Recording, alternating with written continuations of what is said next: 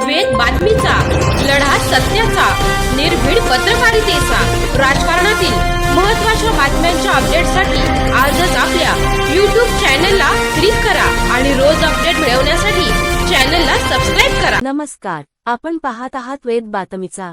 टाकळीभान आठवडे बाजारात बेशिस्त वाहनांवर पोलिसांची धाक कारवाई। टाकळीभान आठवडे बाजारात वाहतूक कोंडीचा प्रश्न गंभीर बनला होता। मात्र आज पोलिसांनी थेट रस्त्यावर उतरून बेशिस्त वाहन चालकांना चांगलाच धडा शिकवला आहे। नेमकं काय घडलंय टाकळीभानमध्ये, पाहूया सविस्तर बातमी। श्रीरामपूर तालुक्यातील टाकळीभान येथे दर सोमवारी मोठा आठवडे बाजार भरतो। परिसरातील 10 ते 12 गावांतील नागरिक या बाजारासाठी मोठ्या संख्येने येथे येतात। मात्र बाजाराच्या दिवशी महाराष्ट्र राज्य मार्ग क्रमांक 50 वर रस्त्याच्या कडेला बेशिस्तपणे वाहने उभी केल्याने वारंवार वाहतूक कोंडी होत होती, तसेच अपघाताचा धोका वाढत होता।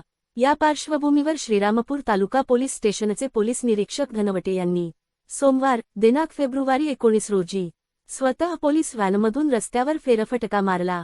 स्पीकरद्वारे बाजारकऱ्यांना आणि वाहनचालकांना रस्त्याच्या हद्दीतील वाहने तात्काळ हटवण्याच्या सूचना देण्यात आल्या।